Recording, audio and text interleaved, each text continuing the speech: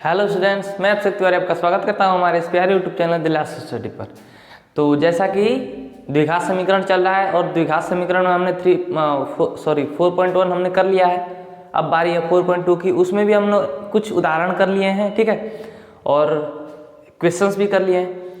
तो आज हमारा स्टार्ट होने वाला है क्वेश्चन नंबर 3 से, ठीक है ना। आज क्वेश्चन 3, 4, 5, 6, 7 ये सब करेंगे, ठीक है।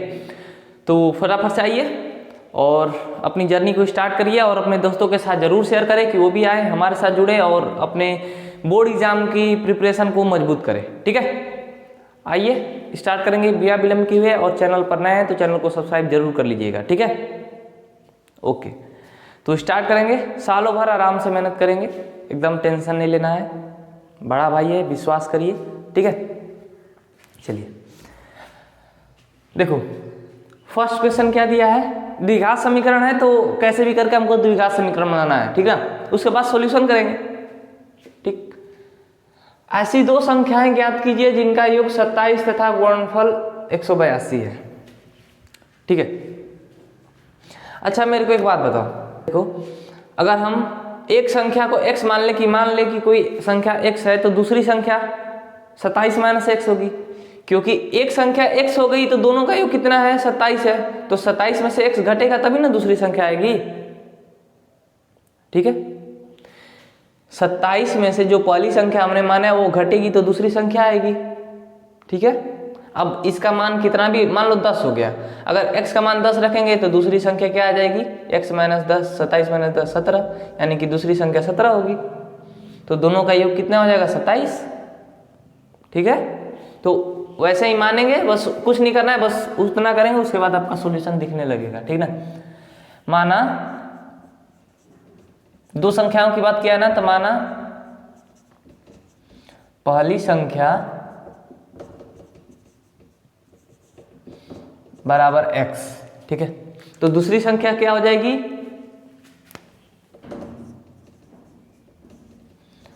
तथा दूसरी संख्या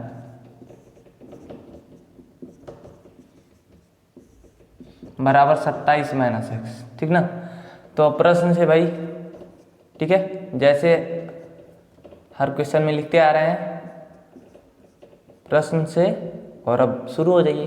क्या दिया है, दो संख्याओं का योग 27 लेकिन गुणनफल 182 है, यानी कि इनको और इनको दोनों को गुणा करेंगे तो हमको 182 मिलेगा, ठीक है। क्वेश्चन में यही बोल रहा है, तो हम लिखते हैं, तो x × 27 - x बराबर का 182, ठीक है, हो गया। बस इनको गुणा कर लो, आपका द्विघात समीकरण मिल जाएगा। x × 27 करेंगे तो 27x, x × -x करेंगे तो माइनस का x² और बराबर 182। इसको एक द्विघात समीकरण के स्टैंडर्ड फॉर्मेट में कर ले, ठीक ना। ओके, तो इसको लिखेंगे, क्या मिलेगा, x², इसको इधर ला लिए हैं, ठीक ना। तो x² प्लस माइनस का 27x प्लस का 182 बराबर 0, ठीक। अब इनको ऐसे दो पार्ट में तोड़ना है कि इनको जोड़ने पर इन दोनों, दो पार्ट में ऐसे तोड़ना है कि जोड़े या घटाएं तो हमारा बीच वाला मिल जाए, और गुणा करेंगे तो इसका गुणनफल मिल जाए, ठीक ना। इसको दो पार्ट में तोड़ना है, ठीक। तो 182 का क्या करो, निकालो तुम गुणनखंड, किससे कटेगा, 2 से, 2 9 18, 2 1 2,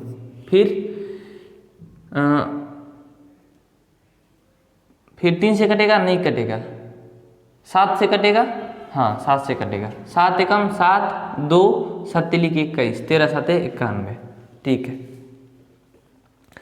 अच्छा, इतना पता है ना कि गुणनखंड अद्वितीय होता है, यानी कि 182 को हम 2 × 7 × 13 के रूप में ही लिख सकते हैं, बस इसके अलावा और किसी रूप में हम नहीं लिख सकते हैं, ठीक ना। तो अब यहाँ पर पेयर बनाने की ट्राई करेंगे। देखो मान लो कि 2 को हम लिए और इसको लिए, तो 13 7 91, ठीक। 91 × 2 गुणा करेंगे तो 182 तो आ जाएगा, लेकिन इनको जोड़ो, इनके बीच में अंतर कितना है, 89 है ना। तो हमारा काम तो नहीं बनेगा, हमको तो माइनस का 27 चाहिए, माइनस को भी छोड़ो, 27 चाहिए हमको, अच्छा इसको छोड़ो, अब इन दोनों का पेयर बनाओ। तो 7 दूना 14 और 13, 14 13 गुणा करेंगे तो 182 मिल जाएगा। चलो ठीक है, गुणा तो आ गया। इन दोनों को अगर जोड़ दें हम तो कितना मिलेगा? 27, 14 13 27। ठीक है, ठीक है। माइनस की बात तो हम अपने से डील कर लेंगे कि हमको कौन सी साइन किसके साथ चाहिए। ठीक है, आ रहा है ना, योग करने पर आ रहा है। ठीक है, तो अगर हमको क्या बीच वाला माइनस चाहिए ना, माइनस का 27 चाहिए ना, तो अगर इसको हम माइनस, इसको माइनस, दोनों को हम कर दें तो जुड़ जाएगा, दोनों जुड़ जाएगा और चिन्ह माइनस का ही रह जाएगा, चिन्ह माइनस का ही रह जाएगा। तो माइनस का 27 हो जाएगा ना। ठीक है, और गुणा करेंगे तो प्लस का माइनस माइनस प्लस हो जाएगा, 182 प्लस का 182। इसका मतलब हमारा ये गुणनखंड सही है। तो आसानी से आप चेक कर सकते हो कि हमारा गुणनखंड कैसे बनेगा, मतलब ये दो भागों में कैसे टूटेगा। ठीक है, कहने का मतलब मेरा इतना ही था, इससे आपको थोड़ी सी आसानी हो जाएगी। ठीक, चलो, और अच्छी खासी प्रैक्टिस हो जाएगी तो फिर कहीं आपको देखने की जरूरत नहीं पड़ेगी। तो इसको तोड़ते हैं। एक्स स्क्वायर माइनस का 14x माइनस का 13x प्लस का 182 बराबर का 0। यहाँ से x कॉमन आएगा, x माइनस 14। हम बार बार बताते आ रहे हैं कि यहाँ पर जो बचेगा यहाँ पर भी वही मिलेगा। ठीक ना, इसके अनुसार भी आप यहाँ से कॉमन ले सकते हो। तो यहाँ से क्या कॉमन आएगा? 13, माइनस का 13 कॉमन आ गया, बस हो गया, ये हो गया 0। अब देखो यहाँ दोनों में क्या कॉमन दिख रहा है? x minus 14, x minus 14 common हो गया, और बचा क्या? x माइनस 13 बराबर का 0। अब अलग अलग 0 से तुलना कर लो, x माइनस 14 बराबर 0, x माइनस 13 बराबर 0। x का मान एक 14 आ गया और x का मान एक 13 आ गया, दोनों मान सही है। ठीक ना, यानी कि पहली संख्या अगर 13 होगी तो दूसरी संख्या 27 माइनस 13 बराबर 14 होगी। अगर पहली संख्या 14 होगी तो दूसरी संख्या 27 माइनस 14 बराबर 13 होगी। ठीक है, तो बस इतना ही था। इसको आप नीचे आराम से कर सकते हैं। ठीक, तो इसको एक बार यहाँ से मिटाते हैं, यहीं पर कर देते हैं। ठीक ना, पहली संख्या बराबर x बराबर का 14, तो दूसरी संख्या क्या हो जाएगी?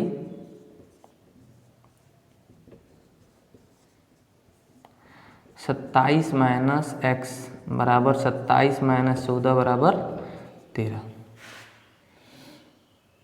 पुनः पहली संख्या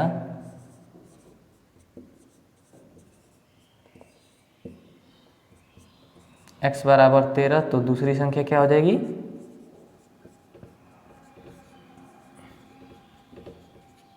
दूसरी संख्या बराबर 27 माइनस 13 बराबर का 14। ठीक है, तो ये हो गया आपका सॉल्यूशन। बस इतना ही था। ठीक ना, सिंपल सी बात है। आपको बस द्विघात समीकरण बना लिया तो आपकी अच्छी खासी प्रैक्टिस हो चुकी है, तो आप कर सकते हो। ठीक है, चलिए नेक्स्ट क्वेश्चन देखते हैं क्या बोल रहा है। ठीक ना, आई होप इतना बात क्लियर हो गया होगा आपको। इसमें क्या बोला है कि दो क्रमागत धनात्मक पूर्णांक ज्ञात करें जिनके वर्गों का योग 365 है। ठीक है, ध्यान से पढ़िएगा, धनात्मक पूर्णांक बोला है। ठीक है, केवल पूर्णांक नहीं बोला है, दो क्रमागत धनात्मक पूर्णांक, उसका जिक्र होगा लास्ट में। ठीक ना, उसको हम बताएंगे। वर्गों का योग 365 है। क्रमागत पूर्णांक पहले देख लेते हैं क्या होगा। ठीक ना, ये नंबर लाइन है। ठीक है, इसको साइड में करो, ये नंबर लाइन है, ये चलती जाएगी इधर इनफाइनाइट माइनस का और इधर इनफाइनाइट प्लस का, बीच में 0। इधर जितना भी बढ़ते जाएंगे प्लस आता जाएगा और इधर माइनस। ठीक है, क्रमागत धनात्मक पूर्णांक बोला है ना, तो मान लो यहाँ पर 1 आया तो इसके आगे पूर्णांक कौन सा मिलेगा? यहाँ 1 है तो यहाँ 2 मिलेगा, तो यहाँ 3 मिलेगा, यहाँ 4 मिलेगा, यही ना। ठीक, क्रमागत मतलब कि 1 के बाद 2 को लेना है, या फिर 2 के बाद 3 को लेना है, या फिर 3 के बाद 4 को लेना है, यही हुआ ना। तो कितने का अंतर दिख रहा है इनमें बताइए? 2 माइनस 1 करेंगे तो 1, 3 माइनस 2 करेंगे तो 1, 4 माइनस 2 3 करेंगे तो 1, यानी कि अंतर 1 का मिल रहा है। ठीक है, ओके, तो अगर हम एक संख्या को x माने और दूसरी संख्या को x+1 तो कोई दिक्कत? अंतर यहां पर दो संख्याओं का एक ही दिख रहा है ना, यहां पर भी अंतर एक ही होगा। ठीक है, तो दो संख्याओं का अंतर कितना हो जाइए? एक होना चाहिए, तो एक हो गया। ठीक है, तो अब वर्गों का योग होगा 365, तो वर्ग करके योग कर देंगे। ठीक है, तो चलिए स्टार्ट करते हैं भाई। ठीक ना, और इसको अच्छे से लिख लीजिए। देखो जरूरी नहीं है कि x प्लस में ही लिखो, माइनस में भी लिख सकते हो, ऐसी कोई आपको रिस्ट्रिक्शन नहीं है। ठीक है, प्लस का इनफाइनाइट, माइनस का इनफाइनाइट, 0, इधर पॉजिटिव होता है इधर नेगेटिव। ठीक, तो माना प्रथम पूर्णांक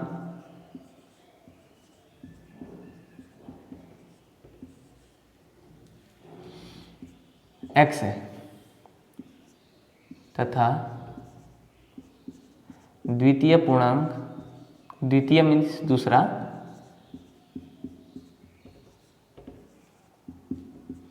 x+1 है।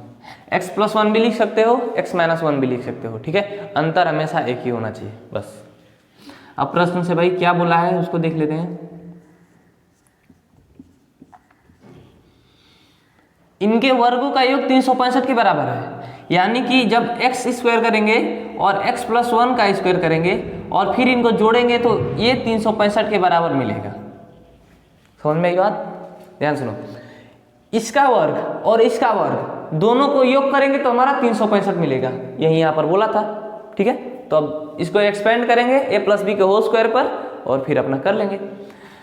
हमेशा ध्यान रखिएगा जब भी कोई फॉर्मूला लगाओ तो ब्रैकेट में लिख दो a+b का होल स्क्वायर बराबर a² + b² + 2ab। ठीक, अब इस बार हम एक्सपेंड करेंगे इसको, तो x² ये तो ऐसे ही रहेगा प्लस a² + b² + 2ab, तो 2x हो जाएगा बराबर 365। यहाँ से x² और x² जुड़ जाएगा तो 2x² हो जाएगा और a प्लस का 2x और प्लस को इधर लाएंगे तो माइनस हो जाएगा, माइनस का 365 और +1 बराबर 0, यानी कि 2x² प्लस का 2x माइनस का 364 बराबर 0। इसको ऐसे भी कर सकते हैं, दो सब में कॉमन दिख रहा है ना, यहाँ भी है यहाँ भी है और ये दो का है ही, दो से भाज्य है ही, तो दोनों तीनों में से कॉमन आ जाएगा तो क्या बचेगा? x² प्लस x माइनस का 182 आएगा आई थिंक।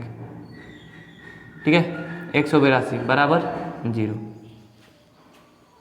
ठीक, अरे ये तो और सिंपल सी बात हो गई। देखो यहाँ पर हमने क्या किया था, ऐड किया था ना, लेकिन यहाँ पर क्या करेंगे, दोनों का डिफरेंस निकाल लेंगे, अपना काम हो जाएगा। देखो 182 है ना, यहाँ पर भी 182 का किया था, 14 और 13 के बीच का अंतर कितना है? 1 है ना। देखो इसी तरह दिमाग थोड़ा लगाओ, एक बोर्ड पर है, यहाँ से समझाते रहे। ठीक ना, फिर क्या करना है, एक ही बात। तो यदि हम इसको प्लस इसको माइनस ले ले तो इनका अंतर कितना आएगा? x आएगा, वो भी पॉजिटिव का, क्योंकि पॉजिटिव वाली संख्या बड़ी है। ठीक ना, तो x² प्लस का 14x माइनस का 13x माइनस का 182 बराबर 0। देखो टाइम नहीं लिया है क्योंकि हम पहले इसको बता चुके हैं। ठीक है, यहाँ से क्या कॉमन दिख रहा है? x कॉमन दिख रहा है, x + 14। ठीक है, माइनस यहाँ पर भी x + 14 ही बचेगा, यानी कि 13 कॉमन आ गया। ठीक, बराबर का 0, दोनों में से कॉमन x + 14 और ये x - 13 बराबर 0। दोनों की अलग अलग तुलना कर लो, x + 14 बराबर 0 एक बार और x - 13 बराबर एक बार 0। x बराबर -14, x बराबर प्लस का 13। ठीक, अच्छा, बहुत ज़्यादा बच्चे यहीं पर गलती करते हैं, समझते नहीं है बात को। देखो क्वेश्चन पढ़ो, क्रमागत धनात्मक पूर्णांक की बात किया है, तो x का मान एक ऋणात्मक आया, एक धनात्मक आया, तो हमारा आंसर कौन सा होगा? हमारा आंसर धनात्मक वाला होगा, क्योंकि वो पहले ही बोल दिया है कि धनात्मक पूर्णांक भाई चाहिए हमको, तो धनात्मक वाले को लेंगे। तो लिख देंगे चूंकि x बराबर माइनस का 14 ऋणात्मक है,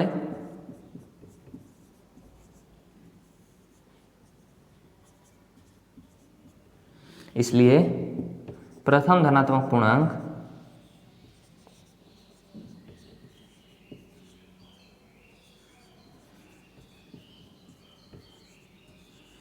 पूर्णांक बराबर 13 तथा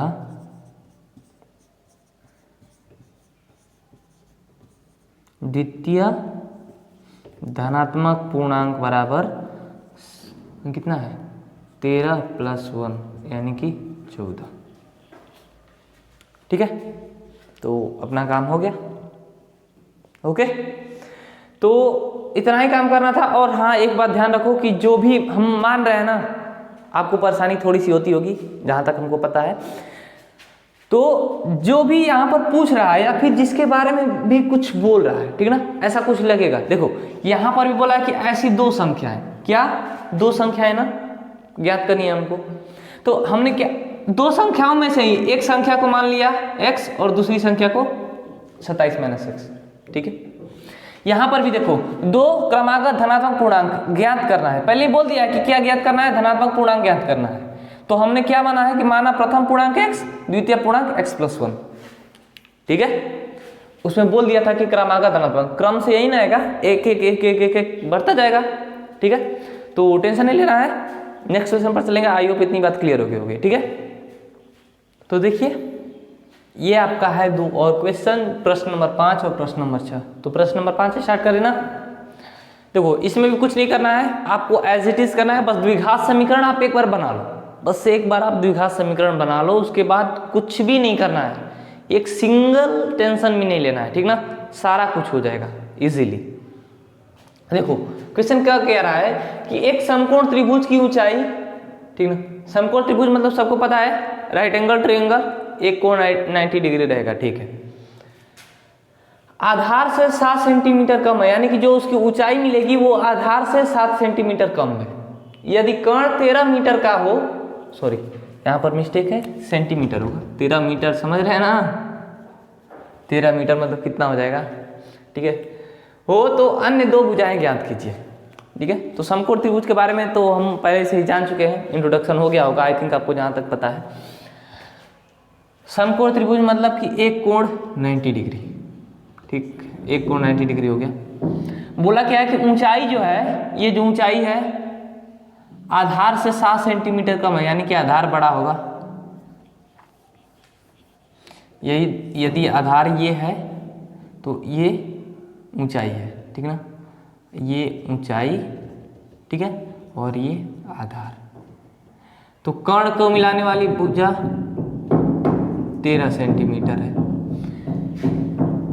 आधार से 7 कम है ना, तो मान लो अगर आधार को x मानेंगे तो ये क्या हो जाएगा, x - 7 नहीं होगा।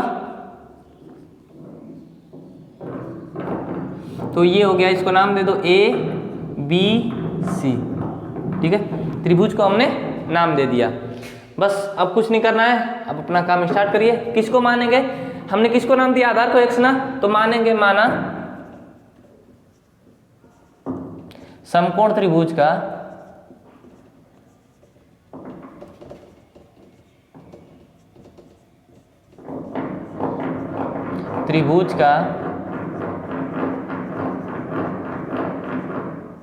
आधार बराबर x सेंटीमीटर, यही ना, तथा ऊंचाई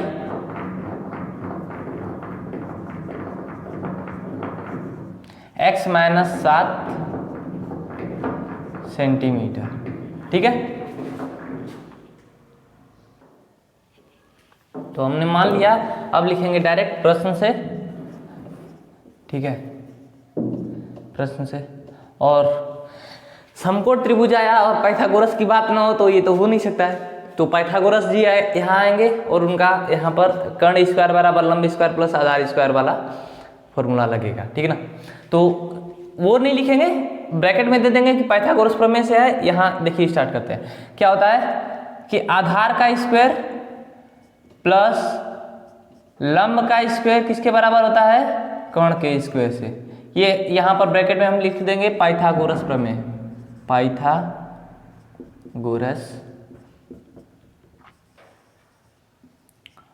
प्रमेय, ठीक है।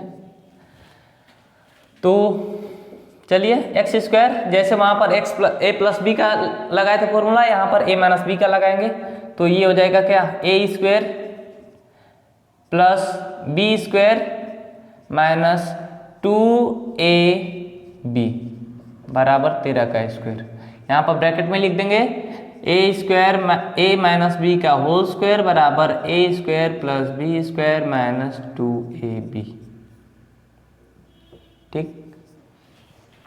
अब इसको जोड़ दीजिए, ये हो जाएगा 2x स्क्वायर, ये हो जाएगा 49 और ये माइनस का 14x और ये 169 हो जाएगा, ये ना इधर आएगा तो माइनस का 169 बराबर का 0। अब देखिए 2x स्क्वायर माइनस का 14x और इसमें से ये घटेगा तो 49 घटेगा, कितना हो जाएगा ये 40 20 120, ठीक है, माइनस का 120 बराबर का 0। देखो यहाँ पर भी ये 2 से भाजे, ये भी 2 से भाजे, यहाँ पर 2 है ही तो 2 कॉमन आ जाएगा, तो क्या करेंगे एक्स स्क्वायर माइनस का 7x माइनस का 60 बराबर 0 लिख दें। कोई दिक्कत नहीं है सर, इतनी प्रैक्टिस अपन की हो चुकी है। अब क्या करना है, इसको 2 पार्ट में तोड़ना है ना, ठीक है। तो सेम वही पुराना प्रोसेस करेंगे, उसका गुणनखंड करेंगे। देखो ये आपकी आसानी के लिए है, 60 2 से 30 बार में, 2 से 15, 3 से 5, इसका गुणनखंड और कुछ आप कर सकते हो। 60 का 2 गुणा 2 गुणा 3 गुणा 5 के अलावा आप कुछ नहीं कर सकते हो। प्लस माइनस चिन्ह भले योग के बेर एक योग के समय लगा सकते हो, अदरवाइज इसके अलावा कोई गुणनखंड नहीं होगा, ठीक है। तो चलिए हमको क्या लाना है ना, माइनस का 7 लाना है ना, माइनस को भी छोड़िए, हमको 7 लाना है। जोड़ने या घटाने पर 7 आना चाहिए और गुणा करने पर 60 आना चाहिए। प्लस या माइनस करो तो माइनस का 7 और गुणा करने पर माइनस का 60 आना चाहिए, ठीक। इनका पेयर बनाओ तो 2 दूना 4 5 3 15, 15 चौके 60 तो आ जाएगा गुणा करने पर, लेकिन अंतर कितना है इनका 11 है, तो हमारा सही नहीं होगा, ठीक है। अच्छा इसका 3 का बनाओ तो 2 दूना 4 3 12 और ये 5 12 पंजे 60 और अंतर 7 का है। तो प्लस माइनस अपने बाएं हाथ का खेल है, तो कैसे भी प्लस माइनस कर सकते हैं, ठीक है। तो अंतर 7 दिख रहा है, अप्लाई करते हैं, देखिए क्या होता है। अगर हमको माइनस 7 चाहिए ना, अगर हम माइनस को ये कर दें, इसको प्लस कर दें तो कोई दिक्कत, माइनस वाली संख्या बड़ी होगी तो माइनस का साइन आएगा। अंतर कितना है 7 का, तो माइनस का 7, ठीक है। चलो तो बिना विलंब किए स्टार्ट करेंगे भाई। तो एक्स स्क्वायर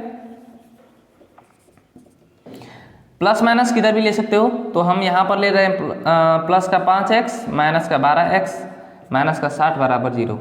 इसको यहाँ लिख सकते हो, इसमें कोई टेंशन नहीं लेना है, किधर भी आप लिख सकते हो, आपकी मर्जी, ठीक है। यहाँ से कॉमन क्या दिख रहा है, x कॉमन दिख रहा है, x प्लस 5 बचेगा। यहाँ पर भी x प्लस 5, अब कुछ नहीं करना है, डायरेक्ट लिख दो कि x प्लस 5 भी बचेगा, क्लियर है, इसमें कोई डाउट नहीं करना है, बराबर 0। तो अब माइनस 12x होना चाहिए ना, तो माइनस का 12 से गुणा कर दो तो माइनस 12x सही है, ठीक है। तो दोनों में से कौन क्या कॉमन आ रहा है, x प्लस 5 और x माइनस 12 बराबर 0।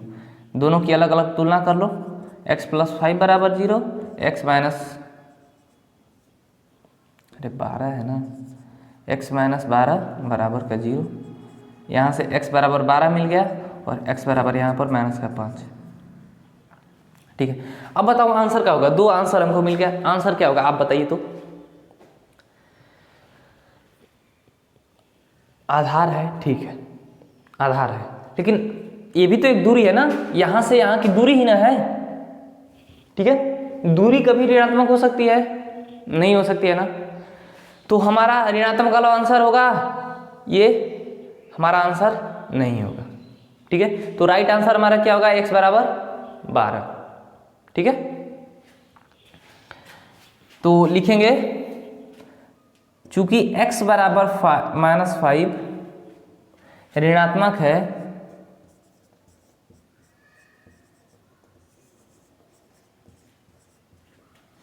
इसलिए समकोण त्रिभुज का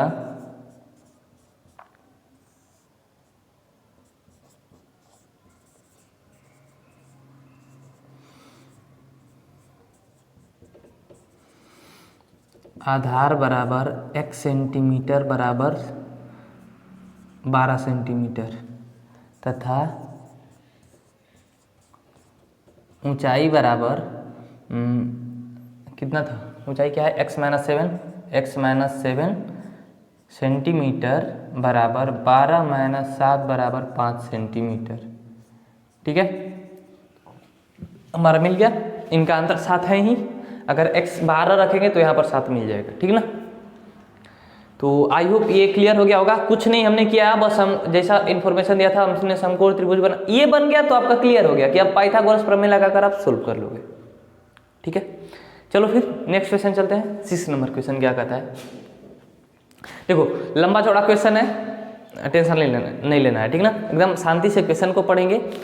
एकदम छोटा सा क्वेश्चन है, छोटा सा क्वेश्चन कर रहे हैं हम, इतना भी मतलब कि इतना भी आपको तामझाम नहीं होगा। ठीक ना, एकदम आराम से हो जाएगा आपका। क्वेश्चन क्या है कि एक कुटीर उद्योग एक दिन में कुछ बर्तनों का निर्माण करता है।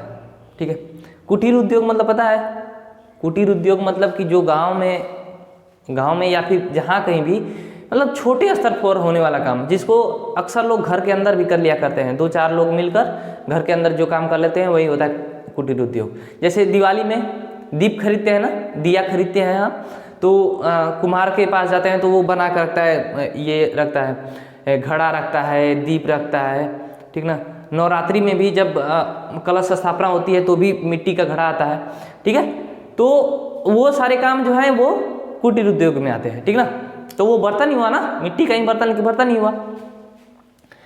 तो कुछ बर्तन निर्माण करता है। एक विशेष दिन यह देखा गया कि मतलब किसी एक दिन देखा गया कि प्रत्येक नग की निर्माण लागत रुपयों में, देखो पहले ही बता दिया। ठीक ना, आप डॉलर और क्या टाका और दूसरा कोई न लाओ, रुपयों में पहले से ही दे दिया है। ठीक ना, इसको ब्लू से कर दे रहे हैं। उस दिन निर्माण किए गए बर्तनों की संख्या के 2 गुने से, इसको अंडरलाइन करो, 2 गुने से 3 अधिक थी। ठीक है, यदि उस दिन कुल निर्माण लागत 90 रुपए थी तो निर्मित बर्तनों तथा प्रत्येक नग की लागत ज्ञात कीजिए। मतलब कि बर्तनों की संख्या तथा प्रत्येक नग की लागत ज्ञात कीजिए। यहाँ पर कुछ मिसिंग है, बर्तनों की संख्या थे यहाँ पर। ठीक है, ओके स्टार्ट करते हैं। हमको क्या ज्ञात करना है, बर्तनों की संख्या, प्रत्येक नग की लागत। ठीक ना, तो हम इन पर ही मानेंगे कि हमको किसको क्या मानना है। ठीक ना, अब कंडीशन देख लेते क्या दिया है कि यदि उस दिन निर्माण लागत कितना दिया है, उस दिन निर्माण किए बर्तनों की संख्या, यानी कि बर्तन की संख्या के 2 गुने से 3 अधिक। ठीक है, यदि हमने बर्तन कितना निर्माण किया 10, तो लागत कितनी हुई उस दिन, तो 2 गुणा 10 प्लस 3 यानी कि 23 रुपए लागत मिली। ठीक है, तो किसको हम मानेंगे x, बर्तनों की संख्या को, क्योंकि उससे रिलेटेड कंडीशन दिया है। ठीक ना, उससे आगे कुछ बताया है, उससे रिलेट करके हमको लागत बताया है, तो मानेंगे माना। देखो लंबा चौड़ा भी कर सकते हो कि एक कुटीर उद्योग द्वारा एक दिन में निर्मित बर्तनों की संख्या x, या फिर लिख सकते हो डायरेक्ट माना कुटीर उद्योग द्वारा निर्मित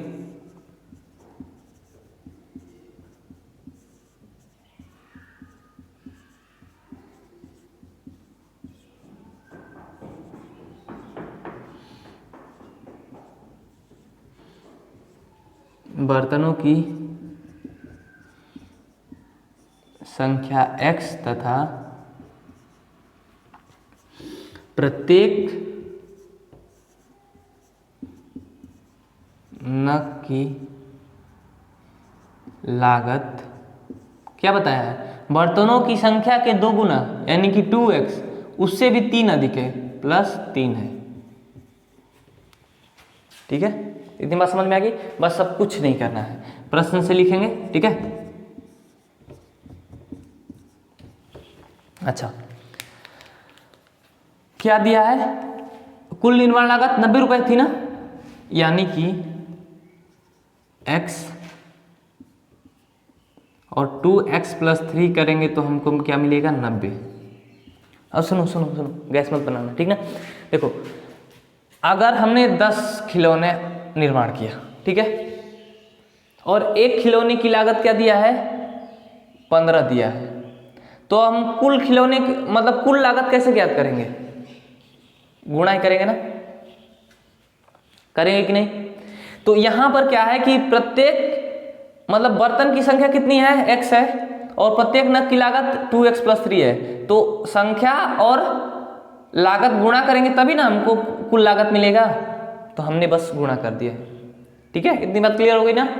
चलो फिर तो गुणा करो इसको, 2x² प्लस का 3x प्लस इधर है, इधर लाएंगे तो माइनस हो जाएगा, माइनस का 90 बराबर का 0। बस अपना काम हो गया। अब इनको दो पार्ट में करो, ऐसे दो पार्ट में करो कि प्लस या माइनस करने पर क्या मिले हमको 3 मिले, और गुणा करने पर क्या मिले माइनस का 180, ठीक, ओके। तो किसका हम एलसीएम करें, सॉरी गुणनखंड करें, 180 का करते हैं, चलो 180 का गुणनखंड कर रहे हैं, ठीक ना। 2 9 18, 2 से 45, 3 से 15, 3 पंजे 15, यानी कि 180 का गुणनखंड जो होगा वो 2 गुणा 2 गुणा 3 गुणा 3 गुणा 5 होगा, इसके अलावा और कोई नहीं होगा, क्योंकि गुणनखंड अद्वितीय होता है, हमने एक चैप्टर में सीख लिया। तो अब पेयर बनाओ, पहले इन तीनों का पेयर बनाते हैं, इन दोनों का पेयर बनाते हैं। हमको 3 चाहिए ना, 2 दूना 4 दूना 8 और 3 पंजे 15, 15 8 2 दूना 4 3 12 ना, 3 5 15, चलो एक ही बार में हमारा आ गया। 15 और 12 का गुणा करेंगे तो 180 मिलेगा, ठीक है, और इनका अंतर कितना है 3 है, ठीक ना। तो अब प्लस माइनस तो हम बताएं कि अपने से किसी के साथ लगा सकते हो, जैसी आपकी कंडीशन हो। यहाँ पर क्या मांगा है, प्लस का 3 मांगा है ना, तो हम बड़ी वाली संख्या को प्लस कर देते हैं, छोटी वाली को माइनस, कि दोनों को जोड़ेंगे तो +3 आ जाएगा मेरा, ठीक है, और गुणा करने पर माइनस का 180, प्लस माइनस गुणा होगा तो माइनस का साइन आएगा 180, ठीक है। चलो फिर तो इसको ब्रेक करो, 2x² प्लस का 12x सॉरी माइनस का 12x प्लस का 15x माइनस का 90 बराबर का 0। यहाँ से कॉमन क्या आएगा 2x, 2 और x भी कॉमन आ जाएगा, तो 2x इंटू एक्स माइनस का 6 प्लस का 15 इंटू 15 इंटू एक्स माइनस 6 बराबर का 0, ठीक है। अब दोनों में से क्या कॉमन दिख रहा है, x माइनस 6 बचेगा क्या, ये 2x बचा और प्लस का 15 बचा बराबर 0। अब दोनों की अलग अलग तुलना कर लो, x माइनस 6 बराबर 0 और 2x प्लस 15 बराबर 0। यहाँ से x बराबर माइनस का 15/2 और यहाँ से x बराबर 6, ठीक। देखो इसमें भी आया था, इसमें भी, अब बताओ कौन सा आंसर होगा आपका। बर्तन की संख्या नेगेटिव हो सकती है, ये बताओ हमको, नहीं होगी ना, तो बर्तन की संख्या नेगेटिव नहीं होगी तो ये हमारा आंसर नहीं होगा, हमारा आंसर ये नहीं होगा, बिल्कुल नहीं होगा, तो हमारा आंसर ये होगा, क्लियर है, ठीक है। तो हम लिख देंगे बर्तनों की संख्या,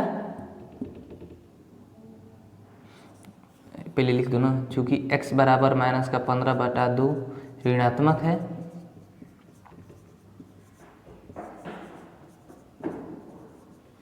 इसलिए कुटीर उद्योग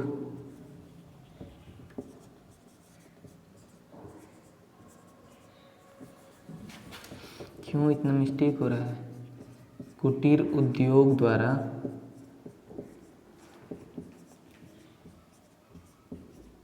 एक दिन में निर्मित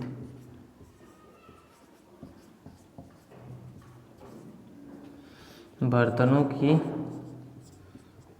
संख्या बराबर x बराबर 6 तथा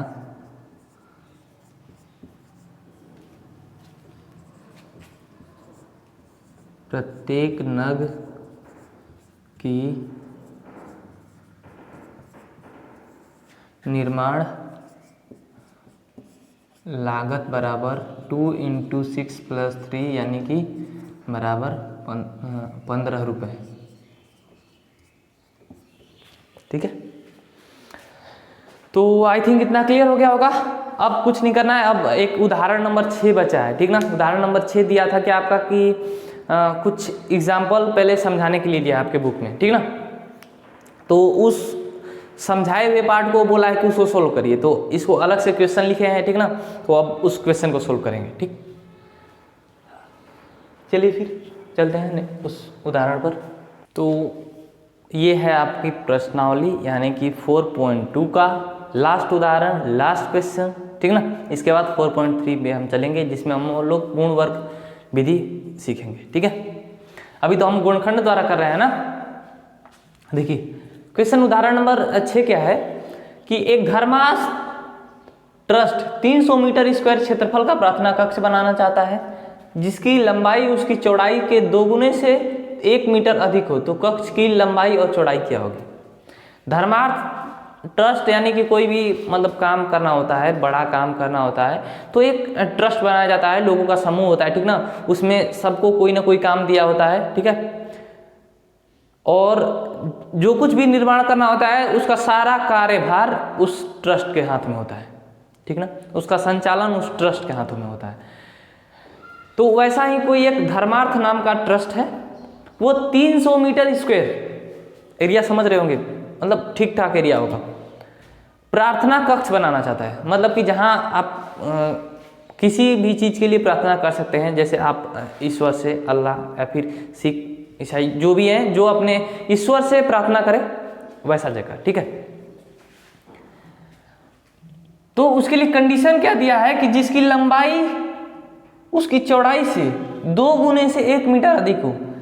लंबाई उसकी चौड़ाई से 2 गुने से 1 मीटर अधिक हो।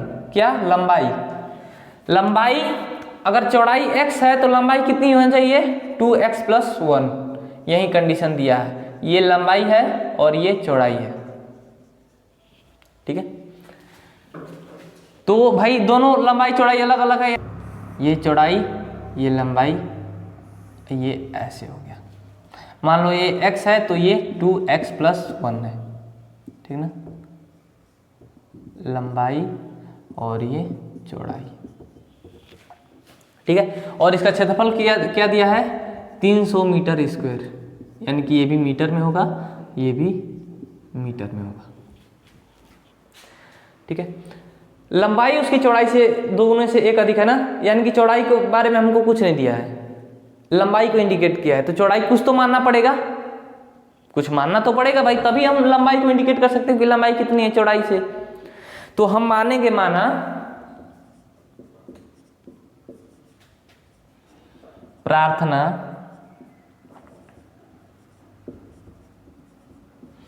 कक्ष की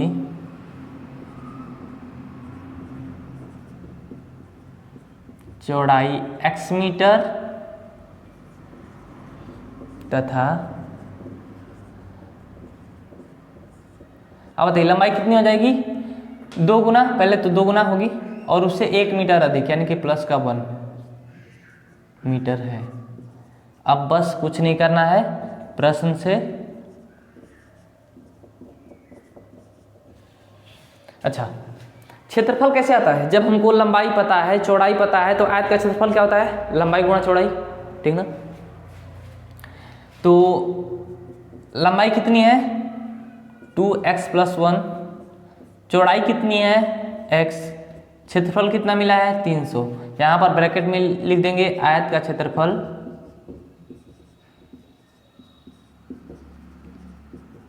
बराबर लंबाई गुणा चौड़ाई। देखो इससे क्या होता है ना कि एक अच्छा इंपैक्ट जाता है एग्जामिनर पर। ठीक है, वैसे लिखना भी अच्छा होता है कि आपको बार बार रिवाइज होता रहेगा, जब आप नेक्स्ट टाइम इसको समझोगे तो समझने में आसानी होगी कि आखिर यहाँ हुआ क्या है। ठीक ना, तो अब इसको गुणा कर दें, बस सिंपल सी बात है, 2x + x और ये प्लस इधर आएगा तो माइनस का 300 बराबर का 0। हमारा अब द्विघात समीकरण मिल गया। अब इसको ऐसे 2 पार्ट में करना है कि इनको गुणा करने पर 600 मिले माइनस का, और प्लस या माइनस करने पर क्या मिले, 1 मिले। ठीक, तो इसके लिए हम क्या करें बोले, तो इसका हम 600 का निकाल ले रहे हैं आपका गुणनखंड।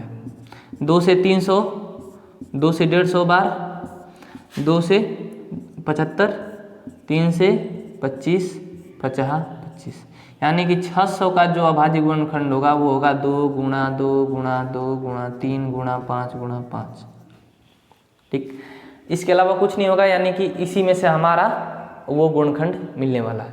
ठीक है, अच्छा इनका पेयर बनाओ, इनका पेयर बनाओ। 2 दूना 4, दूना 8, तो लिखे 24, और ये हो गया 25। देखो हम ऐसा कुछ नहीं कर रहे हैं, हमारा बस ऐसे ही हमने मतलब जनरली बनाया है। ठीक ना, हमको लग रहा था क्योंकि बड़ा बड़ा चाहिए तो यहाँ पर भी बड़ा आना चाहिए, यहाँ पर भी कुछ बड़ा होना चाहिए कि उनके बीच डिफरेंस कम हो, तो ऐसा हमने किया, तो हमको एक ही बार में मिल गया डिफरेंस 1। ठीक है, और गुणा करेंगे तो 600, प्लस माइनस तो अपने हाथ का खेल है। ठीक है, तो क्या करेंगे, 2x², हमको प्लस में चाहिए ना, तो बड़ी वाली संख्या प्लस होनी चाहिए और छोटी वाली संख्या माइनस। माइनस का 300 बराबर का 0, बस हो गया अपना काम। कॉमन लेंगे बस, तो यहाँ से क्या कॉमन आ रहा है, 2x कॉमन आ रहा है, क्योंकि ये 2 से भाज्य नहीं है तो x ही कॉमन आएगा, केवल x इंटू क्या बचा, 2x + 25, और माइनस का 24 इंटू यहाँ से आएगा आपका 12 कॉमन, 12 इंटू 2x + 25 बराबर का 0। बस, तो दोनों में क्या कॉमन है, 2x + 25 और x - 12 बराबर 0। दोनों की अलग अलग तुलना कर लो, 2x + 25 बराबर 0 और x - 12 बराबर 0। यहाँ से x बराबर माइनस का 25/2 और x बराबर 12। देखो यहाँ पर कुछ नहीं किया है, ये प्लस है इधर माइनस लाए हैं, और गुणा है 2 तो भाग में चला जाएगा। ठीक ना, अब इसको मत करने लगना। ठीक ना, ठीक है, तो चूंकि x बराबर माइनस का 25/2 ऋणात्मक है, तो ये तो आंसर नहीं होगा।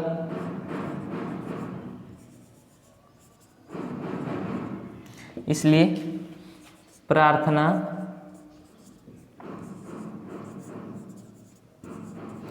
कक्ष की चौड़ाई ना, चौड़ाई बराबर x मीटर बराबर का 12 मीटर तथा लंबाई बराबर 2x + 1 बराबर 2 × 12 + 1 बराबर का 25 मीटर। बस हो गया आपका सॉल्यूशन। ठीक है, तो आई थिंक इतनी बात समझ में आ गई होगी। तो 4.2 प्रश्नावली समाप्त हुई। ठीक ना, वीडियो कैसा लगा कमेंट जरूर करिएगा, जिससे हमको फीडबैक मिलता है कि कितना समझ में आया आपको। ठीक ना, जो कोई दिक्कत हो कमेंट कर दिया करिए। मिलेंगे नेक्स्ट लेक्चर में, तब तक मन लगाकर पढ़ाई करते रहिए, और पीछे जितना भी है उसकी प्रैक्टिस हमेशा करते रहिएगा। जितनी ज़्यादा प्रैक्टिस करेंगे उतना ज़्यादा आपको फ्लुएंसी आती जाएगी। ठीक ना, तो ठीक है, मेहनत करते रहिए। ओके, बाय, नेक्स्ट लेक्चर में मिलेंगे। ठीक है।